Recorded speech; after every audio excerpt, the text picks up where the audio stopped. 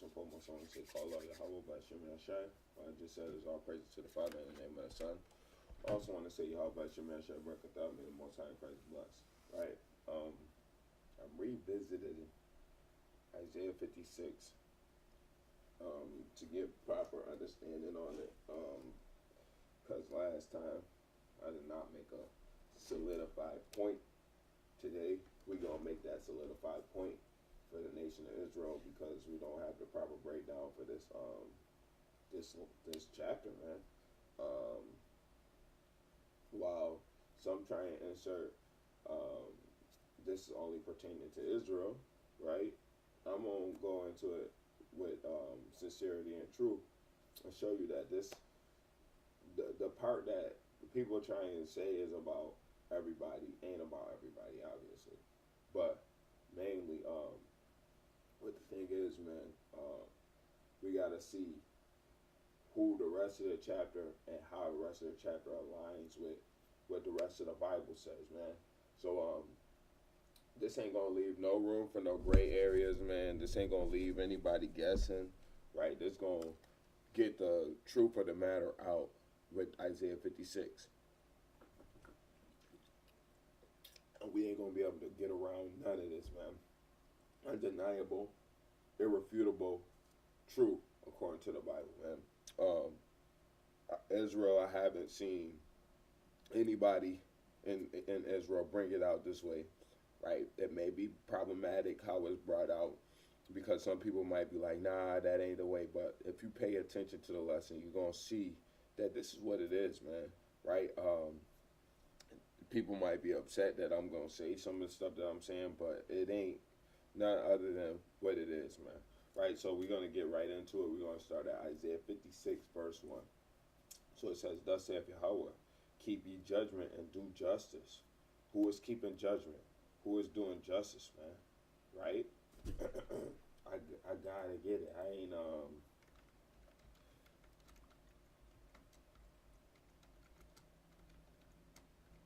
I didn't get this in the last video and I didn't write it down. So that's why I'm looking here. 1 Corinthians 6. We're gonna start at 1. Dare any of you have a matter against another? Go to the law before the unjust and not before the saints, right? So it's saying when you got a matter, do you go before the saints to have a council or whatever, or a matter in judgment, right? Do you not know that the saints shall judge the world and that the world shall be judged by you? Are ye worthy to judge the smallest matter, right? So also,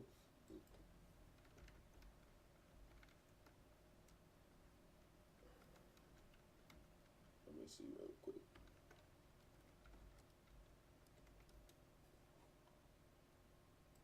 I was going to get Psalm 148:7. So, it's Psalm 147:14. It says, he exalted the horn of his people, the praise of all his saints, even of the children of Israel, a people near unto him. Praise ye Yahweh. Right? So, this is saying that the saints are Israel, man. Right? And it says that the saints are worthy to judge the earth, man. Right? So when we see that the saints judging the earth in 1 Corinthians 6, man, right? That's talking about Israel judging the earth, right? And it says, thus saith Yahweh, Isaiah 56:1, thus saith Yahweh, keep ye judgment and do justice, right? That's talking about Israel, man, right? And it says, for my salvation is near to come, man, and my righteousness to be revealed, man, right? So, let's get in how that salvation is only for Israel. This is basic information that we're going to be getting, but we got to get it, man, right? We got to get it. So this Luke 1, obviously we know where we're going if you know the scripture, right? But we're just going to get it for the video purposes. It says, blessed be the Lord God of Israel, for he hath visited and redeemed his people, right? And hath raised up a horn of salvation for us in the house of his servant David, as he spoke by the mouth of his holy prophets, which have been since the world began. So we know the subject matter is Israel. It ain't talking about nobody else's salvation for Israel, right? And it says, as he spake by the mouth of his holy prophets, which have been since the world began, that we should be saved, Not everybody should be saved. And we should be saved from our enemies. And a good mention of this, right, is obviously Psalm 83, right? And from the hand of all that hate us, man. So when we go on there, man, you see that we're going to be saved from our enemies or saved from hardship, man. I'm going to touch this chapter a lot, or not this verse. Right, yeah. And it's only because this is dealing with future prophecy, man. This is Zechariah 14 and 16. It says, "And it shall come to pass that everyone that is left of the nation," so this means the other nations is going to have to be ransacked and left few in number, man, right? This is what this is talking about, right? Which came against Jerusalem. So the people who went against Jerusalem on our left, right? This ain't talking about Israel, obviously. Shall even go up from year to year to worship the king. So this is talking about a future prophecy about how they coming into the kingdom to worship the Most High, man. Yahweh Tawazabawa, right? That's talking about the Lord's host and to keep the Feast of Tabernacles, man. So when we see that, man, right, this is a future prophecy, man. This ain't dealing with salvation, right? We see the differentiation about how people are coming into the kingdom, right, or coming into the Holy Land, to Jerusalem, right, to keep the Feast of Tabernacles, man, right? That's undeniable, irrefutable, man, right? So it's a differentiation between the salvation and assembly, right? We're gonna deal with that assembly that is talking about in the kingdom too, man. No. We're going to deal with that assembly that is talking about, though, but we're going to do this, right? This is clear cut, precise who salvation is for, man. So this is for Isaiah 46, verse 13. Just 10 chapters prior to where we actually had, man. Why is Isaiah contradicting himself? Is Isaiah not knowing what is what? No, man. We got to go precept upon precept, line upon line, here a little, there a little, and observe the whole matter. We can't just go off of what the Christian church is saying. We can't just go off of what Israel is saying, man. We got to rightly divide the word of spirit and truth, man. So this is Isaiah 46 and 13. It says, "I bring near my righteousness, it shall not be far off, and my salvation shall not tarry." Right? And it says, "And I will place salvation in Zion, for Israel my glory." It even says in here that Israel is his glory, man. Right? So this is reiterating what we about to get next, man. I was gonna quote it, but it's next on the list, man. I actually wrote down this this breakdown, man, because the weight of this chapter, man, it holds a lot of weight, and people don't go into it enough in the Israelite community, man. Our elders and everything, they don't go into Isaiah 56 too often, man. Like, and this is why the Christians think the Israelites run from Isaiah 56, man. We don't run from it, man. We're going to deal with the matter, man. And then it's going to be dealt with thus according to the Bible, man. Right? So this is obviously Romans 9 and 4, right? It says, "Who are Israelites, to whom pertaineth the adoption and the glory and the covenants and the giving of the law and the service of God and the promises." The adoption, that's talking about salvation technically, man, because we are being brought back into the covenant, man, right? And it says, whose are the fathers, and as concerning the flesh, Christ came, and that's specifically talking about salvation. Hamashiach, the anointed Savior, man, right? And it says, Hamashiach came, right? Who is over all, God bless forever, amen, right? So we can't get around that salvation is solely for Israel. We got one more here, right? Right, we got one more here, right? And it's Isaiah chapter 2, verse 2. We're going to go back into this a couple times too, man. It says, "And it shall come to pass in the last days that the mountain of Yahweh's house shall be established in the top of the mountains, and shall be exalted above the hills, and all nations shall flow in unto it." It's talking about Israel, right? Even I don't want to get verse 3 right, but I got to get verse 3 in a later chapter, in a later verse, because it's going to go way better into it. But it's clear and evident, man. Right? We see that it's one hill, one mountain above the rest of the hills, man, and all nations flow or come into it, man. Right? This is talking about Israel being the head of the charge, man. Israel running everything in this here, man. Right? This is talking about Israel, man. In this verse 1, Isaiah 56 and 1, and my righteousness to be revealed. We actually gonna get that I had it pulled up. I don't know what verse I was getting and what I think it's the ESV. Let's see. That's the video I did already. Bible Hub Slakia. So we gonna get to Bible Hub, right? And then Bible Hub, we gonna go to Isaiah 56 Slakia. Just trying to collect my thoughts here. Isaiah, right? Just woke up and just got straight to the scripture, man. That's how it's supposed to be done, man. Last night was a little bit gone, man. So long day of work, can't really be doing videos after I'm exhausted like that. So I have got a little nap in pretty much and got into the work, man. So this is I think it was the ESV, man, or was it the no, it wasn't. It was the NSRB, man. Right? So this is out of the New Revised Standard version of Isaiah 56. It says, "Thus saith Yahweh, maintain justice and do what is right, for soon my salvation will come." Right? It says here in King James, it says, salvation is near to come. Right? That makes it seem like it's close to these people in this chapter that's talked about, man. But it says, my salvation is near, right? No, it says my salvation is about to come. So it's talking about his salvation specifically, which deals for the 12 tribes of Israel, man. And that's what it says, my salvation is near to come here, man. Right? But it says my salvation is, hold on, Salakia, let me go back into that, right? It says, my salvation will come. For soon my salvation will come. Right? So we see here that soon the salvation is coming, man. It's not talking about his salvation is near to come for all people, man. And my deliverance be revealed. So deliverance is going to be revealed. Who is he delivering? Not everybody, man. We see in Isaiah 1 and all that. I mean, not in Isaiah 1. We see in Luke 1. And also we see in Romans 9, right? And Isaiah 46, who was to be saved, man.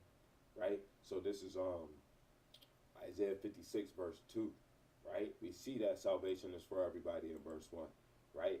Now we get to verse 2, right?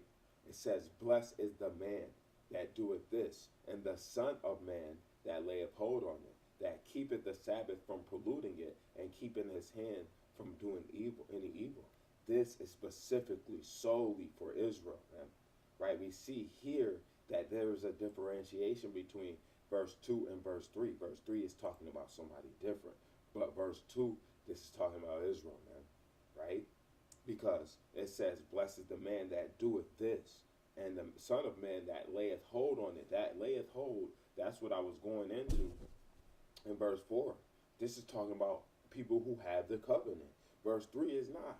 Right? We see that verse 2 is talking about the Israelites, right? And when we get to verse 4, we're going to see that that's talking about the Israelites through prophecy, man. So when we go to verse 2, right, it says, blessed is the man that doeth this, man. And it says that, and the son of man that layeth hold of it, talking about the law, statutes, and commandments. We got to see who the law, statutes, and commandments are for. Because this here is saying this is the subject matter here, right? This is the subject matter. After this is what the requirements is to fit the subject matter. That keepeth the Sabbath from polluting it. Who can keep the Sabbath, man? Who is the Sabbath given unto? Right? And keepeth his hand from doing any evil. Who is the Lord giving good or evil? Man, I got to get that, man. I got to get that. I got to get that. I don't have it written down, but I'm going to write it down, right? I think it's 15.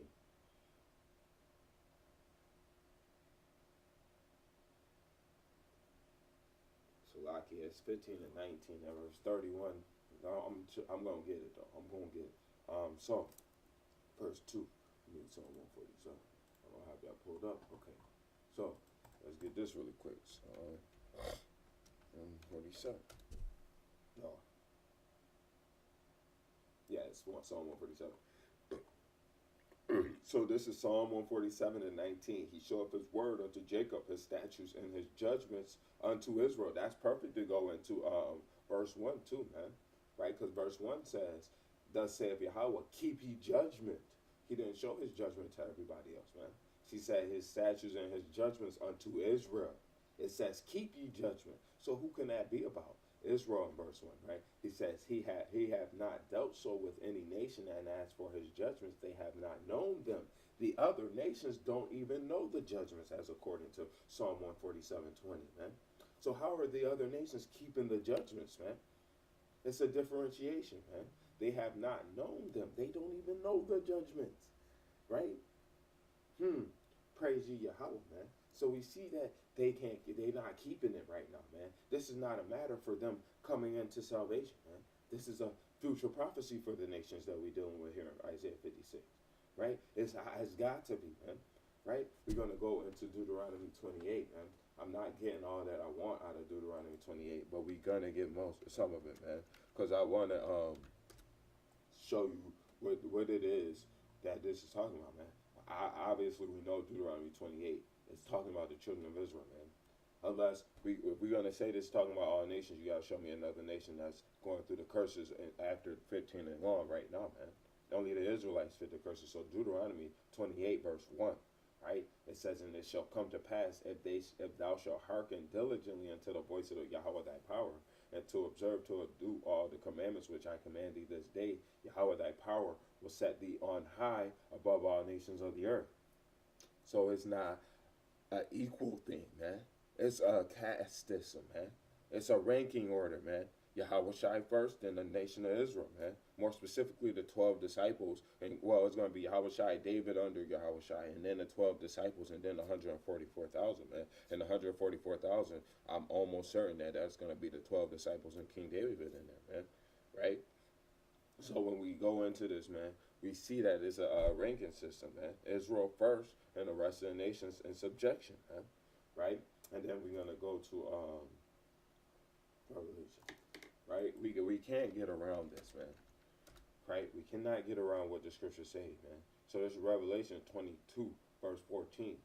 It says, blessed are they that do his commandments, that they may have right to the tree of life and may enter in through the gates into the city, man. So now we see that the people who keep the commandments of the Most High God, those are them that are able to enter into the gates of the city. If we go back a chapter to Revelation 21, we see that on the walls of the gates, or on the gates, are written the names of the 12 tribes of Israel, man. Right? And we also see that it's a separation between the other nations and Israel, man. So this is clear that it can't be about every other nation, man. Right? So let's go back to Exodus 31. Let's go to Exodus, like, yeah. And we're going to get 31, right? Exodus 31. And it says, verse 16, it says, this is perfect, man, right? This is perfect to go into verse 2 of Isaiah 56, man, right? Shout out ChatGPT for giving me this precept too, man, right? It says, Exodus 31, verse 16, it says, wherefore the children of Israel shall keep the Sabbath, to observe the Sabbath throughout their generations for a professional covenant. So they keep the covenant, they keep the Sabbath, man. Right, and it says, it is a sign between me, the Most High Yahweh, and the children of Israel forever. Right, for in 6 days Yahweh made heaven and earth, and on the seventh day he rested, and it was refreshed. This is not about all nations. This is about the children of Israel, man. Right, it's clear right here that it's about the children of Israel, man. And then we see here that keepeth the Sabbath from polluting it. The children of Israel, man. Not everybody, man. Right, so let's see. I got one more that I wanted to give, man. This ain't gonna be no just a little small breakdown, man. We getting in every verse all the way to 8, and verse 3 is gonna be even more elaborate, because we gotta show you specifics in verse 3, man. But this is Deuteronomy 30, verse 15, man. And even if we jump up here, man, this is talking about Israel, man, called them to mind among all nations, man. And the Lord shall bring thee whether he have scattered thee, right? This is here, man, from all the nations, man. This is talking about salvation expressly, man, profusely, man, right? So when we go down to verse 15, we see that this is not about everybody, right? It's about Israel, right? And it says, see, I have set before thee this day life and good and death and evil. This is talking about the commandments. And if you break it, you're going to die, man. Right? And that I command thee this day to love the Lord thy God and to walk in all his ways and to keep his commandments and his statutes and his judgments, that thou mayest live and multiply. And Yahweh thy power shall bless thee in the land whither thou go to possess it. Yahweh is saying, this is saying that this is for the children of Israel, right? They have to keep the law, statutes, and commandments to get the land, man. Right? This is for salvation, man. Blessed is the man that what did it say here, man? It says, blessed is the man that doeth this, man, that keep the Sabbath from polluting it, and keep it the hand from doing evil, man. Any evil, man. What is evil, man? Life and death, good and evil. That's the law, statutes, commandments, man. Life and or good in life, death and evil. That's what it says, man. Right? So it says this Deuteronomy 30 verse 19, it says, I call heaven and earth to record this day against you, that I have set before you life and death, blessing and cursing. Therefore choose life, that both thou and thy seed may live. It's plain upon tables, man. Right? We're supposed to choose life, man. Right? But that's why it says in verse 2, blessed is the man that keepeth, that doeth this, and the Son of Man that layeth hold on it, that keepeth the Sabbath from polluting it, and keepeth his hand from doing any evil. Right? It's clear, precise, and uncut, that you can go and clear cut, Salakia, that you can see who this is pertaining to, man. Not all nations, but only the nation of Israel, right? So if we go into verse 3, right, this is gonna, we gotta, before we even get into verse 3, explain who this can't be talked about, man, right? We gotta see Esau. Let's deal with Esau first, right? Let's deal with Esau first. We gotta deal with Esau first, man. We're gonna go Obadiah 1 and 18, right? It says, and the house of Jacob shall be a fire, and the house of Joseph a flame, and the house of Esau for stubble, and they shall kindle in them and devour them, and there shall not be any remaining of the house of Esau. And the Lord has Yahweh have spoken it. So it says here that nobody is going to be remaining of the house of Esau, man. Just like we says, if anybody keepeth his hand from doing any evil, it's the same instance here, man. You gotta stay. Nobody is going to remain in the house of Esau, right? And even here, man, you're going to get this, right? To deal with this to deal with this precept here, before we get into it, we see Esau not dealt with, man, because I'm only going to get the first verse, man, but it says, this is Isaiah 63, who is this that cometh from Edom with dyed garments from Basra? This that is glorious in his apparel, traveling in the greatness of his strength. I that speak in righteousness, mighty to save, right? This is Yahweh Shai going to Israel, right? I mean, going to Edom, right before he comes and saves the Israelites, man. Right? Or even when he saves the Israelites, then he goes to Edom. It's rather here nor there, man. Right? I'm not sure of the instances how it goes, man. But it's salvation, and then Esau get destroyed, or Esau's destruction while we get saved, or Esau destroyed and we get saved after, right? It's either way, man. This is talking about the destruction of Esau if you keep on going down in the chapter, right? I've got that breakdown for Isaiah 63. Maybe I don't, but I think I have the breakdown for the chapter for Isaiah 63 on my channel, right? So we see that this cannot be talked about for Esau.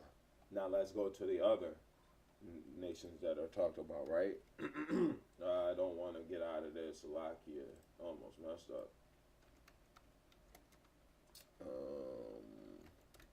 let's get this, right? Deuteronomy 23, verse 3, it says, an Ammonite or a Moabite shall not enter into the congregation of Yahweh.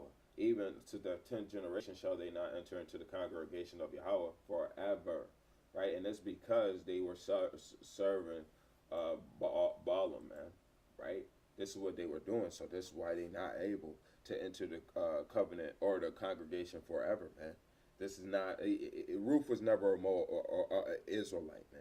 You cannot say Ruth was accepted into the congregation because she came before the days of David. David didn't even establish the congregation, technically speaking, right? It was Solomon that made the temple, man, right? So when we see that, that's the congregation, that's the temple, man, right? That ain't the temple of the kingdom, man, but that's the ideology. So you can't put Ruth into the congregation of the Lord, man. It don't work like that, right? So they don't enter into the congregation at all, man. I did have some footnotes that I wanted to mention, right? Verse 1 is this is only the only footnote that I have thus far, but verse 1, right? It says it's national salvation, not individual redemption. This is salvation, and Isaiah 56 and 1 is talking about the salvation of the nation of Israel, right? It's not talking about an individual salvation, even though there will be some of Israel that have to die by the sword, right? And die by fire, right? Because we see in Revelation 18 and 4, come out of her, my people, that you receive not of her plagues, but if you stay in her, you receive of her plagues, right? That's what the implication there was, man. You have to come out so you don't receive the plagues or keep the righteousness and then keep the judgments, man, right? So, going back to verse 3 where I left off, we see here in Deuteronomy 23, an Ammonite or a Moabite cannot enter into the congregation, man. It's not in the Bible, man. It's not there, right? They can't do it. That's forever. And you see at the end of the verse, it says, they shall not enter into the congregation of Yahweh forever, right? They don't get the king. They don't get it, man, right? And if you want to talk about Moab, let's go to Isaiah 16. I'm not going to go to Isaiah 16, but let's go to Isaiah 16. Read the way that Isaiah 16 looks, man, right? And tell me how Moab is going to get anything, right? It's almost utter destruction like Esau, man.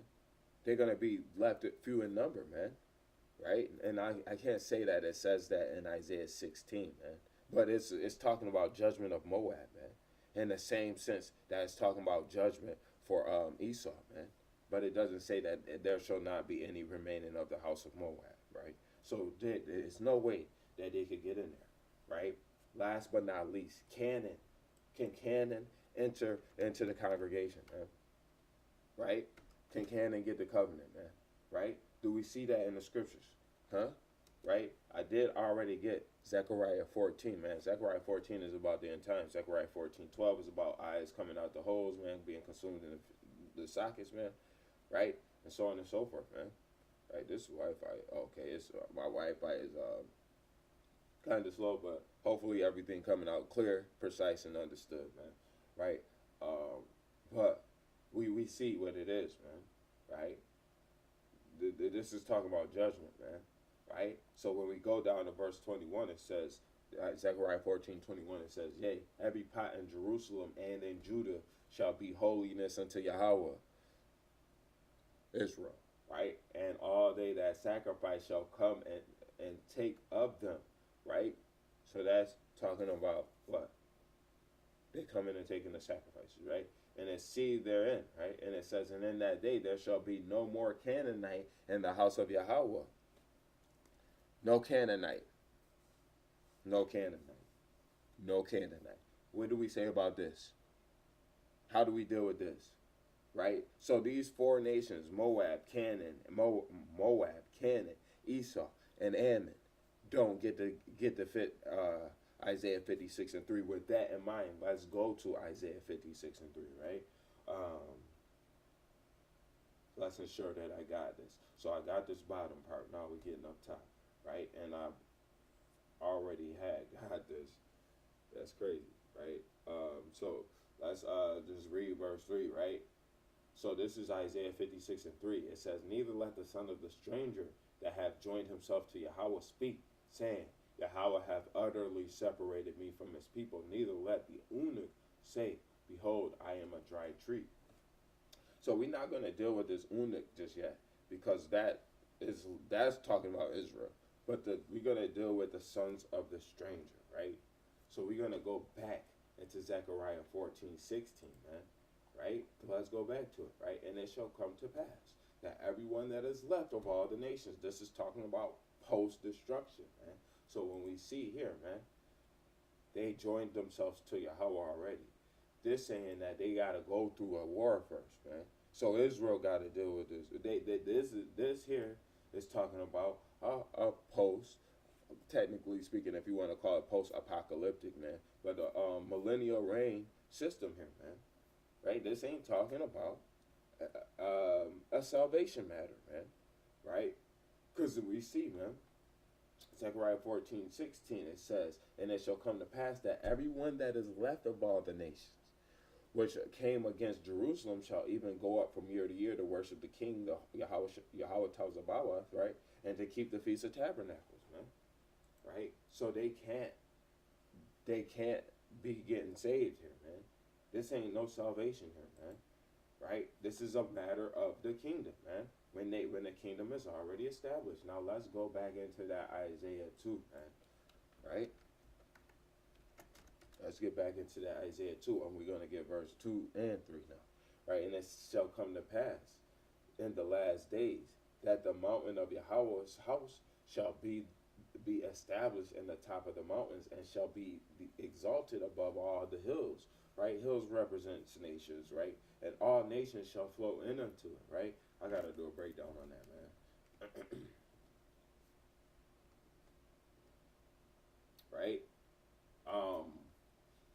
Salakia, verse 3, right? And it says, "And many people shall go and say, Come ye, and let us go up into the mountain of Yahweh, to the house of the Elohim shall Yaqub," right? "And he will teach us of his ways," right? "And we will walk in his paths. For out of Zion shall go forth the law and the word of Yahweh from Jerusalem." This is saying that the Israelites going to be teaching the world after they're established. Out of Israel is the law proceeding forth. This ain't talking about y'all get the law when the Israelites get the law. No, Israel is going to be established, man. This is after Israel is reestablished, man. This is a future prophecy, man. Right? This is how we know that Isaiah 56 has to be a future prophecy, and 56 and 3 is a future prophecy as well, man. Right? And it's a millennial reign prophecy, not a salvation matter, man, because salvation hasn't come yet. So for me to say it's a future prophecy, that's kind of mute, right? But when I iterate that it's not just a future prophecy, but it's a millennial reign prophecy when Israel has that kingdom, man, now we see. Now we get the understanding thereof, man. Right? It's no room for gray areas. You understand? Right? So now we get Isaiah again, man. Right? Well, let's drive the point in a hole with Isaiah, man. He's the one that spoke the words of Isaiah, or that wrote the words of Isaiah 56. So why won't we keep his same words that he spoke, man, or that he's given us, man, to see what the fate of the nations is, man? This Isaiah 14 verse 1. It says, "For Yahweh will have mercy on Jacob, and will yet choose Israel, and set them in their own land." Here we go. Israel is in their land. Now, this is how the other nations come upon being with the Israelites, man. And then we see in verse 3, it says here, man, right? It says, "Neither let the son of the stranger that have joined himself to Yahweh." That's talking about joined himself to the children of Israel, man. Right? Because here we see, right? It says, "For the Lord will have mercy on Jacob and will yet choose Israel, and will set them in their own land. And the strangers shall be joined with them." So they join themselves to Yahweh, right? That's what it's saying here, man. "And shall cleave to the house of Jacob." They cleave into us, man. And the people shall take them, the people of Israel, the children of Israel shall take them and bring them to their place, man. Right? And the house of Israel shall possess them in the land of Yahweh for servants and handmaids, and they shall take them captives, whose captives they were, and they shall rule over their oppressors. It's clear cut, precise, man. You can't get around this, man. Right? There's no way that you could get around this, man. It's no way. Right? So when we see, I think that was all that I had. No, I didn't only have that, right? Got one more, right? I may not get this because I did not proofread ChatGPT when they gave me this precept. But I did get it right. So I am going to get it right. So this is Revelation 21:24, and it says, "And the nations of them which are saved shall walk in the light of it," right? So this is talking about Israel being saved, right? "And the kings of the earth do bring their glory and honor into it." So this is talking about them coming into Israel, right? And bringing their glory or their glory and honor into it, man. Right? Technically speaking, that's talking about Israel, man. Right? ChatGPT didn't understand the guys of this verse. That's why I said I might not get it, man. Because the kings of the earth is going to be the Israelites, man, and they're going to be, but the other nations going to bring their glory, and I can see why they got this, because the kings of the earth or the other nations going to bring their sacrifices into Israel, man. Right? To the children of Israel. Right? So now, the eunuch, we ain't going to deal with the eunuch in here because it's talking about the eunuch in verse 4 and 5 too, man. So verse 3, 4, 5 about neither let the eunuch say, "Behold, I am a dry tree." Verse 4, this where it says, "For thus saith Yahweh unto the eunuchs that keep my Sabbaths and choose the things that please me and take hold of my covenant." The eunuchs take hold of the covenant. That's the children of Israel, to whom pertaineth the adoption of glory and the covenants, the Israelites, right? So when we see this, we understand that it's got to be talking about the Israelites, right? And if we keep on going, man, right? Well, if we could deal with the whole matter of it, it says that keep my Sabbaths and choose the things that please me. What are the things that please the Lord? The law, statutes, commandments. And take hold of my covenant. So they have to already be keeping the law, statutes, and commandments, right? Now we go into verse 5, man. This is the heavy hitter, man, that they try to use. So they try and use 3, 4, and 5, but we got to see this is a period here, man. That's the end of a statement in verse 3. The next verse 4 and 5, is talking about the eunuchs, man, right? Because this is here. This is what the eunuchs have to do in order to receive what's in verse 5, man. This is letting you know what the subject matter is. Like I said already, man, right? This is going into what verse 4 and 5 is talking about, man. The eunuchs have to already be keeping the law, statutes, commandments, and they have to do the things that please the Lord, and they have to have a hold of the covenant. It has to be an Israelite. No other nation has a covenant, man. They were given to the children of Israel, given unto Abraham, Isaac, and Jacob, man. Understood, man. Verse 5 now. It says, "Even unto them will I give in mine house and within my walls a place and a name better than of the sons and of the daughters." They're going to be highly, in a high reign in the kingdom, high positioning. That's what that's saying, man. They're going to, before we get anywhere, I don't have this written down. I'm going to write it down though, right? Yeah. And it says eunuchs shall be better than them. I said higher reign. What I wrote for the footnotes is elevated position, right? Higher reign, elevated position is better, right? So we're gonna get this really quick. I'm already 39 minutes in this video, and I'm not even halfway through, man. Not even halfway through, man. Almost 40 minutes in this video. I'm not halfway through. I'm almost, but I am halfway through. I'm on 4 and 5, right? But verse 6 and 7, man, it's quick though, man. It's not going to be too much to it because everything is already said in the prior verses in the chapter, man.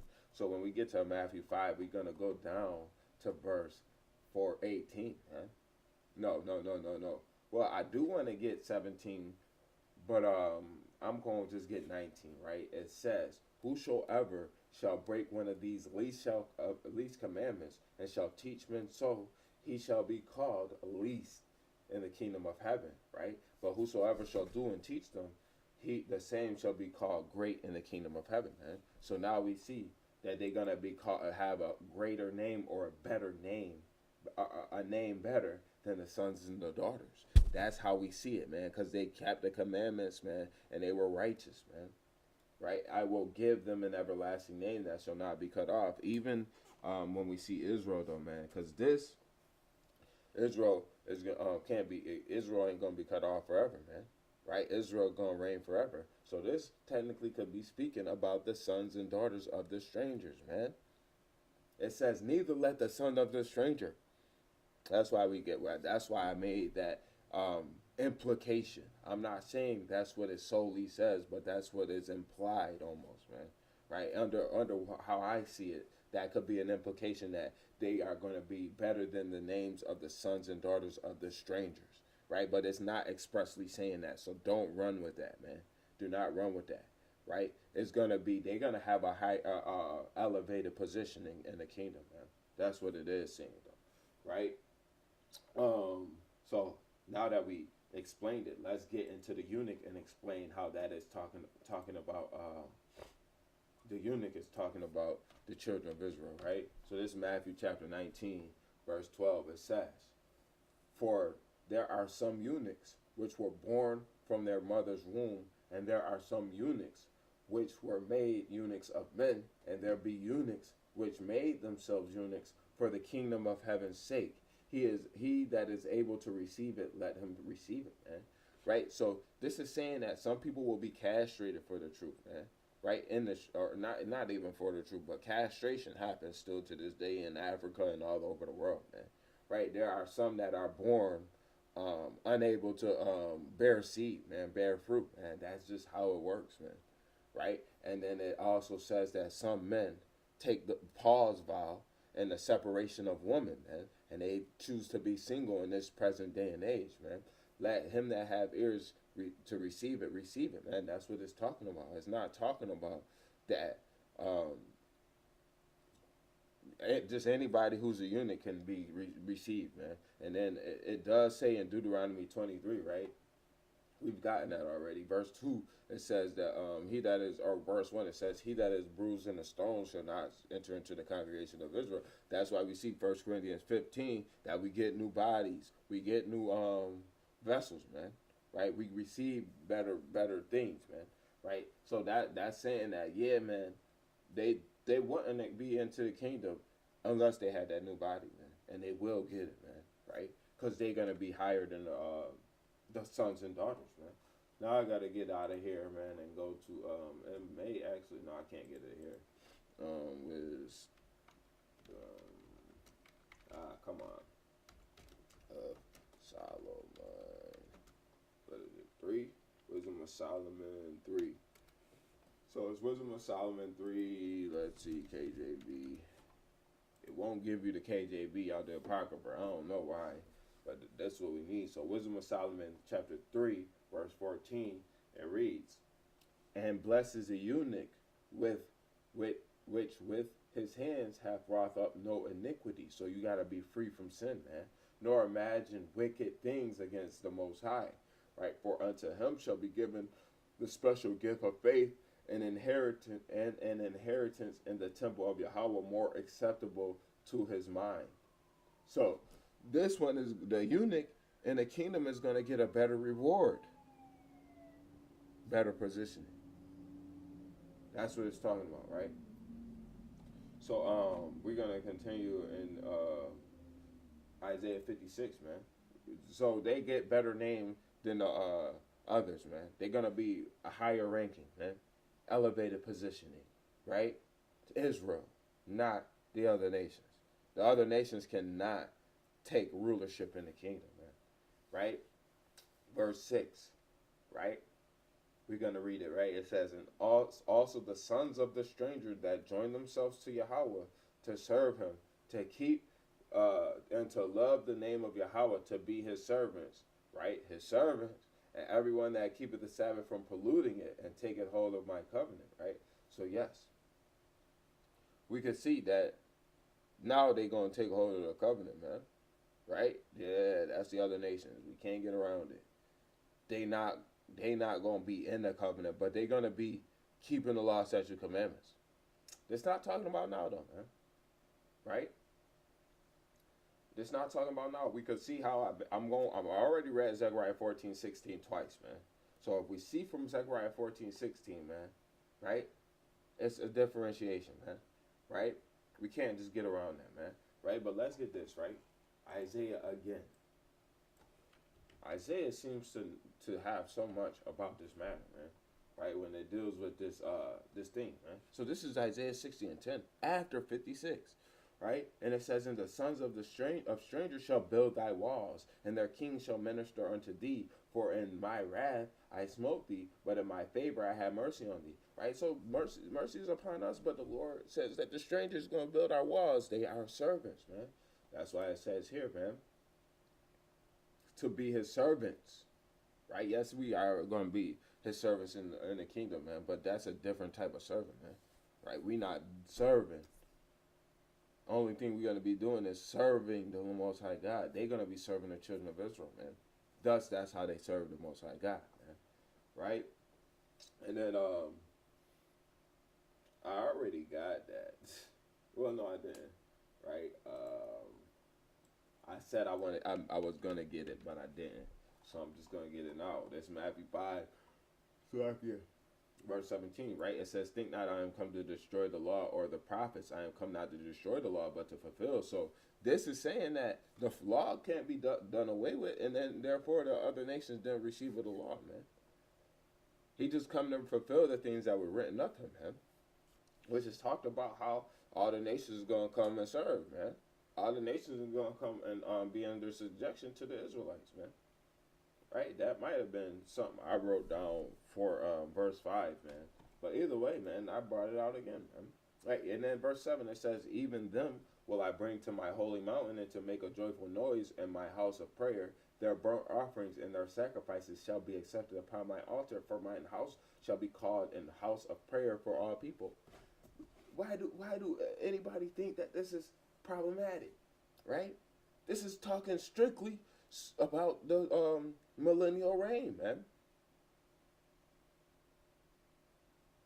This ain't talking about them coming to the kingdom under Yahweh Shai and being saved, man. This is talking about them getting into the kingdom and serving and keeping the feast days, man. Zechariah 14, 16, man. Right?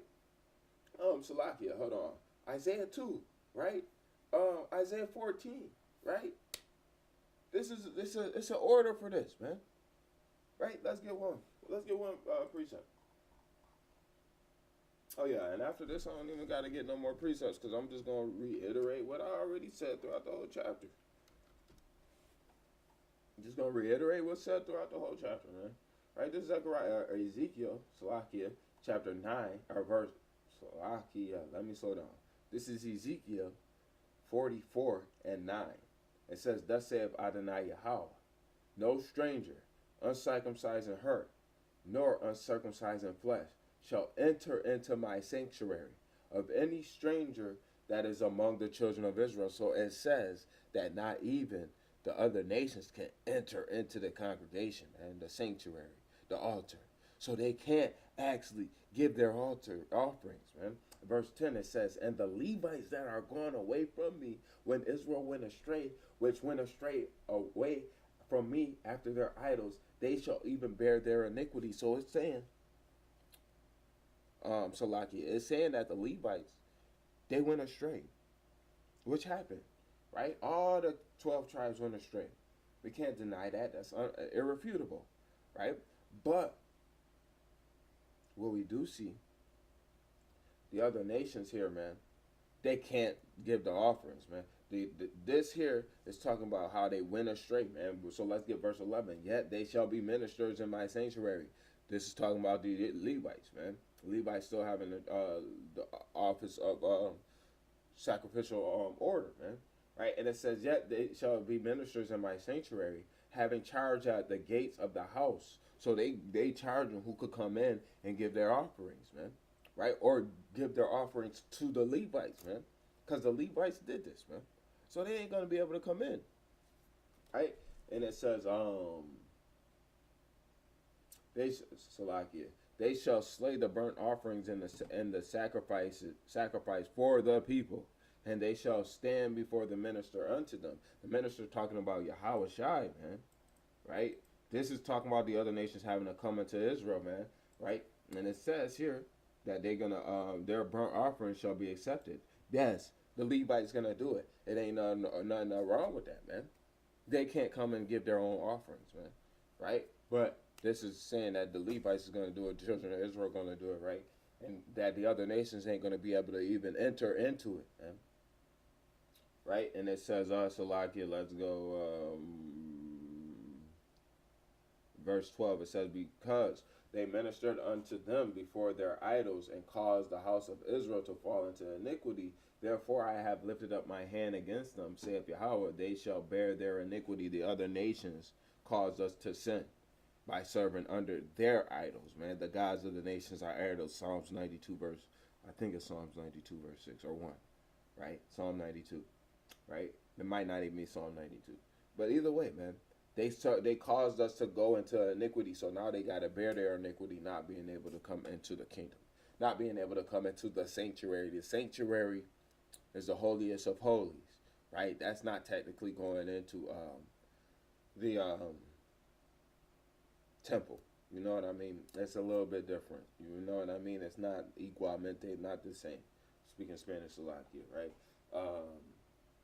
So we gotta see it, man. Right? And they shall not come near unto me to do the office of a priest unto me, nor come near to any of my holy things in the most holy place, but they shall bear their shame and their abominations which they have committed. The other nations got to bear the iniquity which they brought upon us, man. Right? But I will make them keepers of the charge of the house for all their service thereof, for all that shall be done thereof, man. Right? So we seeing that even if you want to go in that last implication to see that that's the children of Israel, man, so what? But we still see that the strangers can't come into the altar, the sanctuary, man. Right? Now, verse 8, we got to get into this, man, with the Hebrew. I didn't get into the Hebrew with any of the rest of it, man, because this is kind of plain, man. Right? It's understood, but we got to see this verse 8, man, because it says, gathereth. That gives you the ideology saving, man. This is where most people say this will put the nail in the coffin. This is how I'm going to put the nail in the coffin, right? Well, I don't have no more precepts written down for this. I'm only going to use what I already spoke and what's in this verse alone to explain this, man. So this is verse 8, Isaiah 56 and verse 8. I'm going to end it after this too, man. So it says, Yahweh, or Adonai Yahweh, right, which gathereth the outcasts of Israel, saith, yet I will gather others to him, right, because beside those that are gathered unto him. So, breaking it down literally, it says the Lord gathered the outcasts of Israel, right? He will gather others unto him, right, besides those that are gathered unto him. So it's already some that's gathered already unto him.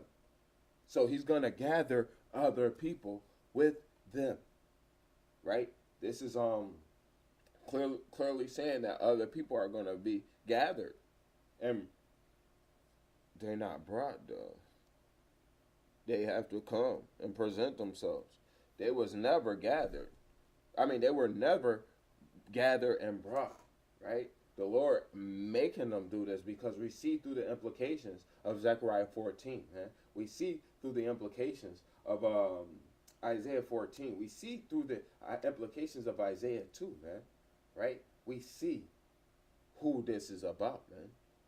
Right? We see how this fits the other nations and how they come and serve or not serve, but come and make give their burnt offerings on for the Feast of Tabernacles and keep the Feast of Tabernacles, right? So let's get this right. This gathereth, right? Quabash or Quabataza, right? Quabataza, right? Quabataza, right? Quabataza, right? And some people would say that this was saying asaf, but it's not asaf. It's a Quabataza, and every implication in this word in this here. So we only gonna have to get one of the gatherings, man. So gather together, assemble, gather up, heap, gather out, resort, surely. So gather, assemble. This is talking about a gathering or assembly. What's the gathering or assembly, right? Let's see if it's here, right? Okay, it's not the same word there, man. Right? For the 3 times a year shall all the men appear before the Lord. No, it should be a holy convocation. It wouldn't be in there because that's not the word that's used, man. Right? But this is talking about assembly, right? Gather together, gather selves together, gather up, heap, resort, surely take up, man. It's not a matter of salvation, man. That's the first implication is talking about we already got assembled together, man. It's not technically stating salvation, man. Right? And then the second implication, right? He's going to gather others together. He's going to assemble others together that are opposite of the ones that's already gathered. So this is saying the Lord is going to assemble. Well, let's actually go back to Isaiah 56, right?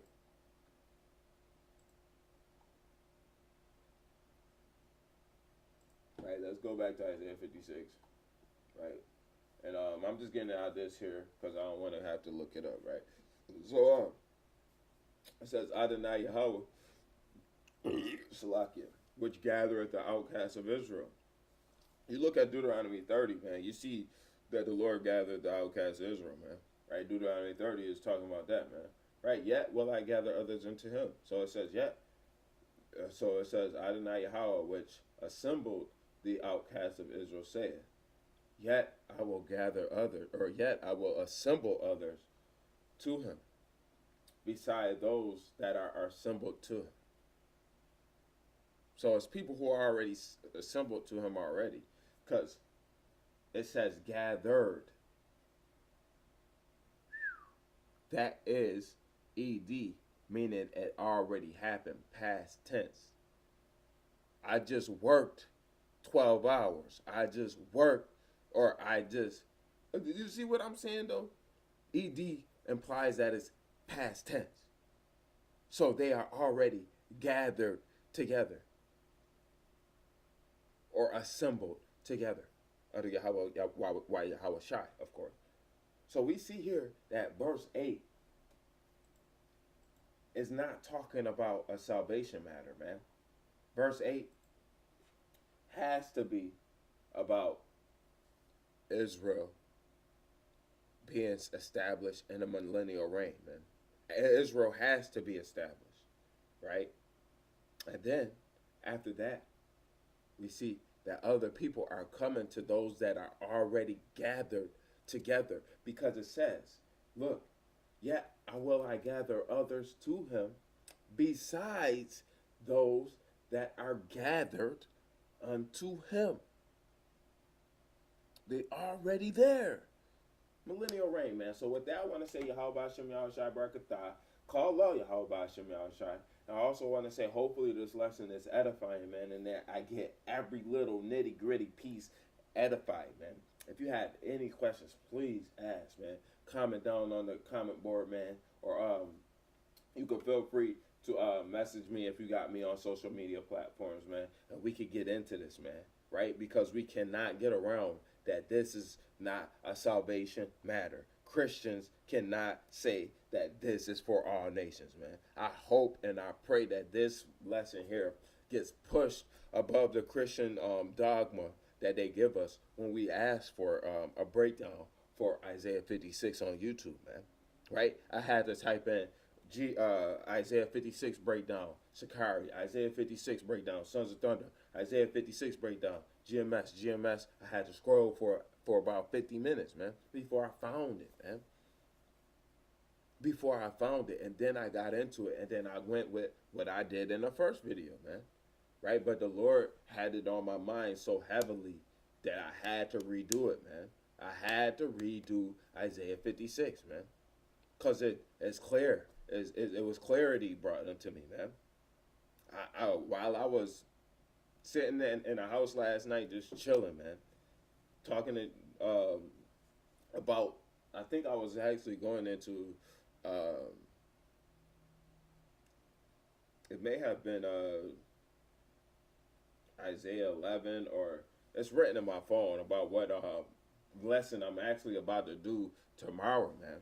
I got lessons built upon the lessons, man. Isaiah 13, all future prophecy, man.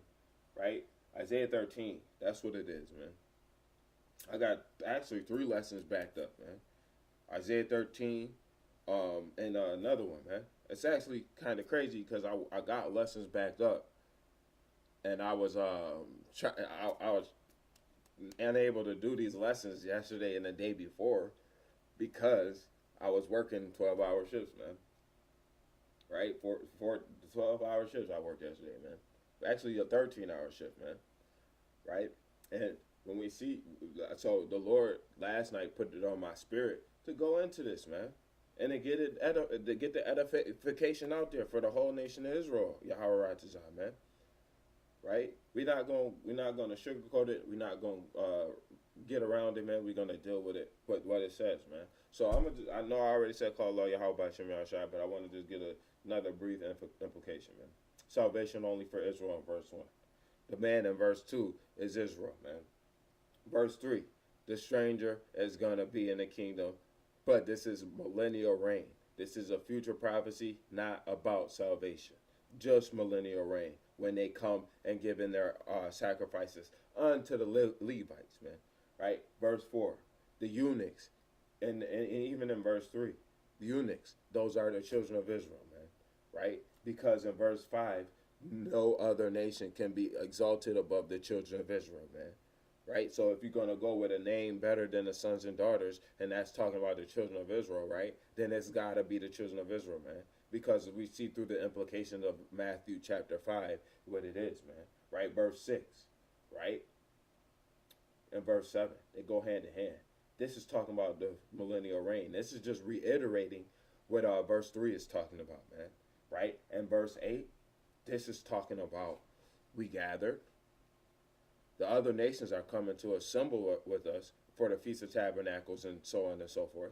And then we already gathered together. So that's what it says. The Lord gathereth the outcasts of Israel. He shall gather. It's confusing, man. People think, oh, see, the Lord, he's saving Israel. Yes, he's saving Israel, so he got to save the others. No.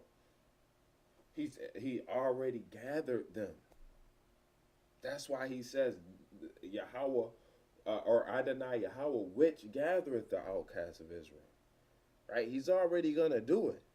He does it. Right? It says, yeah, well, I gather others to him. Right? Besides those that are gathered unto him. So they are already gathered. No way around it, man. So hopefully this lesson was edifying, man. It's EGA.